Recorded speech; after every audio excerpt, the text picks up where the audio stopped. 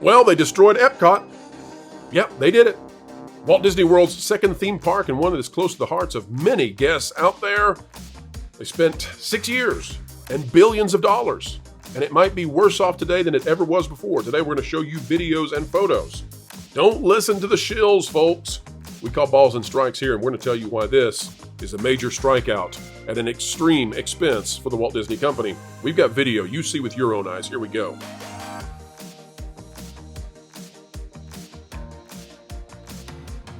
Ladies and gentlemen, welcome to the Pro Channel, where we continue to pull back the curtain on Hollywood, theme parks, and everything that should be fun. And we do think that you can believe your eyes and ears. We don't think that you have to listen to the shills to explain to you why something is good when you say, no, it's not. We think that you have plenty of thoughts and that they matter truly, folks. And we're here to simply deliver you the information and you make your own decision up. That's what happens when you have an high IQ audience, such as all of you are. All right, folks, today we're talking about Epcot. It's a theme park. You spend $100 plus to get in there per person, and you expect good stuff. Disney went in there and largely destroyed the good stuff they had. Today we're going to show you the videos. We're going to show you the crazy lip sync stage out in the blazing hot with nowhere to sit. We're going to show you all of this stuff. It's horrible. It's horrid. And it's not just low budget. It's low thought. It's low planning. This is no way to go for a theme park. Let's bring on the panel. We'll discuss it right now.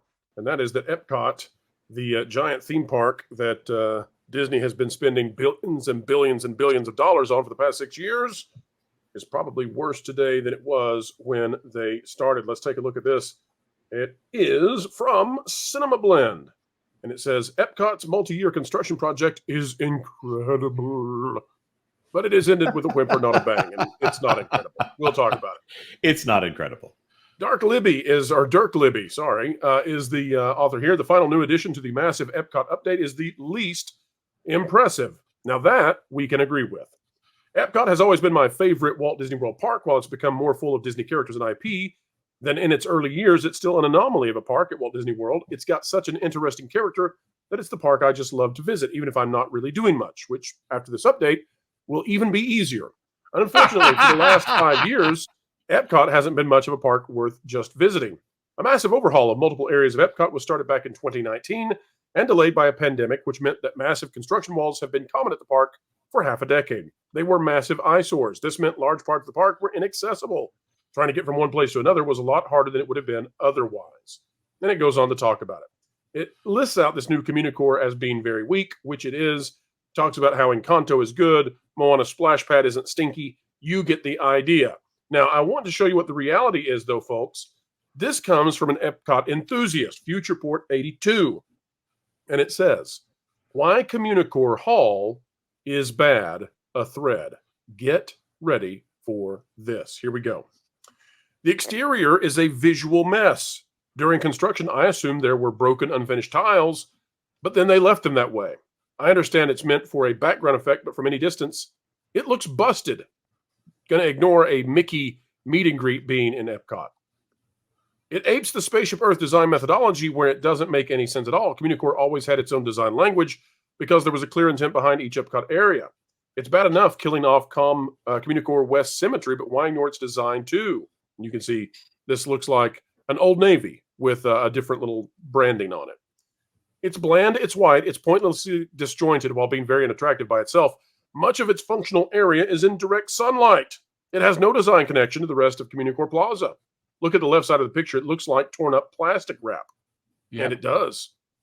But it'll look great at night is the obvious rejoinder. But much like the rest of Communication Plaza, what percentage of time will people even see the RGB gamer lights? In the dead of winter, at best you get 5 to 6 hours of this. And don't worry, my sources say these lights won't work for very long because, well, the lights on the ground didn't work for very long because apparently someone pressure washed them. Look out for the pressure washer, Mickey and friends. Beware. Beware of third shift. Somehow the interior is much worse.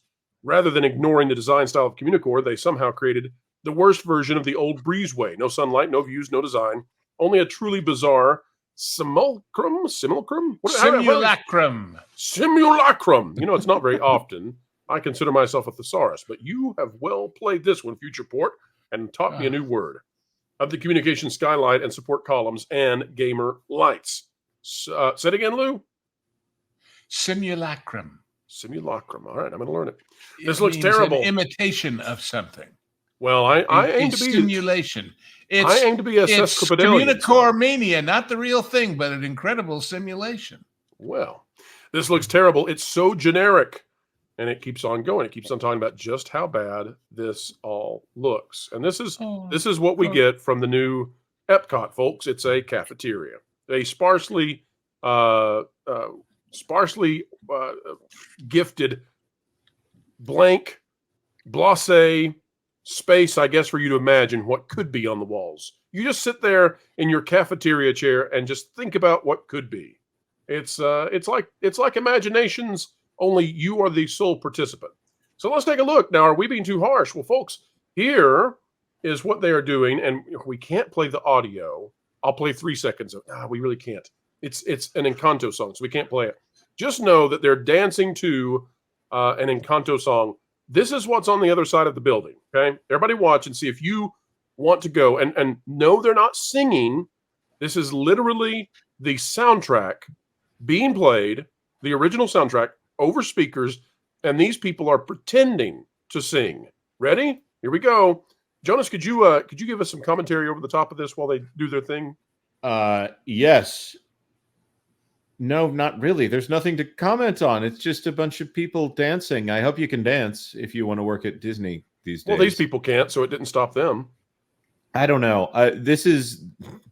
Do you know what this is? This is called the Beyonce stage. I don't know why they call it the Beyonce stage, but internally they have called it this several times, that anything could go here at any moment. I think that's what it's supposed to be a reference to, that they could pop anything here. So this is the cast off so that they could have something to put here during the day. So you can watch Encanto while cast members dance. That's I would like to congratulate. I mean, this is the most people they will have here ever. And it's still not crowded. But I mean, how long do you honestly think this lasts, Jonas? How long will they actually run this? I think they will for as long as necessary in order for people to forget that they built this for no good reason. I give it 4 months before they have to take this thing down. Not the building, this show right here. Yeah, well, as long as they can say that they have Encanto somewhere at the park, they'll continue to do this because they don't have a Columbia there. Well, maybe they'll run it on weekends then. Because I mean, who in the world pays $100 per person for a really crappy lip sync?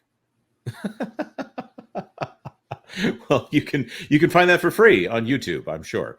Well, maybe the same kind of people that would pay thousands of dollars for the Star Wars LARPing experience in that thing that's been abandoned now.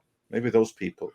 Oh wait, that's a good idea. We should turn the Star Cruiser into a Five Nights at Freddy's. Wait. What makes you think that those speakers aren't recycled from the Star Cruiser? Oh, you're right. We're not going to be able to have the party there anymore.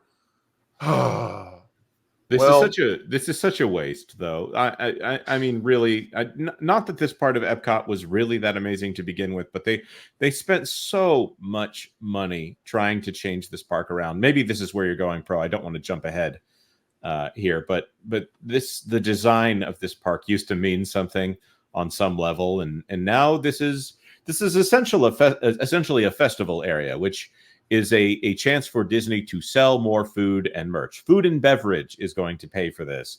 This is not something that people will show up for. People will show up for the things that they will be putting in the space. So this is going to be something that they'll use for media events, which, by the way, is what is going on right here. So as with every Disney experience, and Pro indicated this just a moment ago, this is the best version of it that you will see, because as you can see the cameras when they pan to the right or the left, this is what they are doing when they have media there.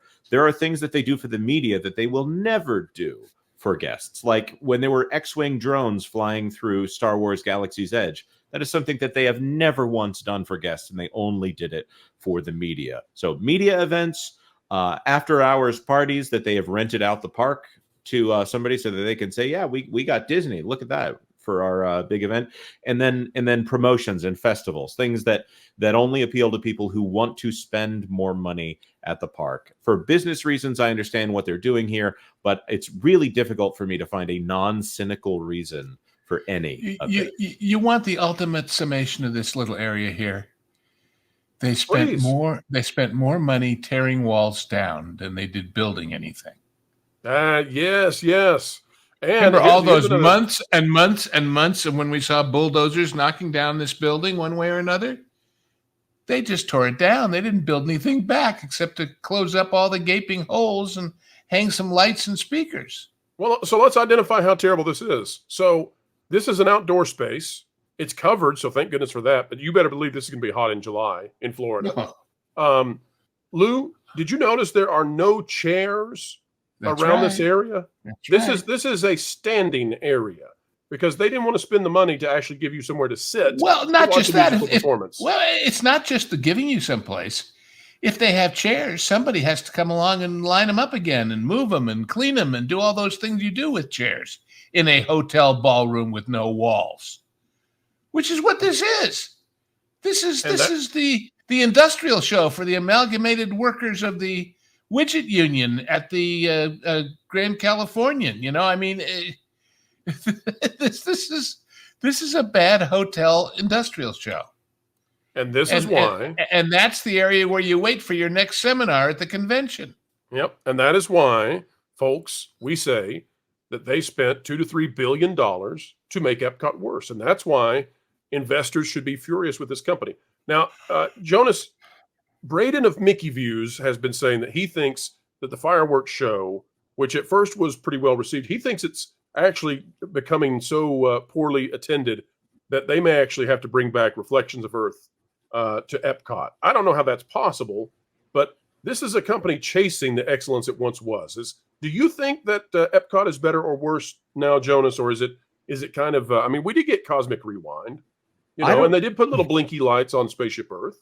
You know, there's a famous quote about Disney's California Adventure that one of the Imagineers said, "I liked it better when it was a parking lot." I look at this and I just see a convention center essentially. California Adventure is Epic Universe compared to this. Right. No, I totally agree. I just look at this and I think I actually prefer the idea of the walls more than I like this, because I am not a festivals fan for Epcot. For me, the park needs to be the park. Going at a particular time, that's not something that I value as a person who likes Disney. I go for the rides and I go for what is permanently there for the most part. Every now and then there'll be something that is like a once in a lifetime thing. I remember doing the virtual Aladdin back in the day. This is not something that I think is special in any way. I preferred the idea that the walls were there in order to make something great, over seeing that this is nothing. This is so that the really rich people can have their parties inside the park, and that just doesn't interest me at all. And I don't want to say it's anti-Disney, but it's just I don't like it. It doesn't have enough privacy for rich people to want this as a party. And of course, the Fountain of Nations was way better. Yeah. So what's weird about this is they could have had all of this with the existing structures. There was no reason to knock the structures down. They knocked them down, and then they pulled the budget back, and then they realized, we can't build any of the stuff we said we were going to.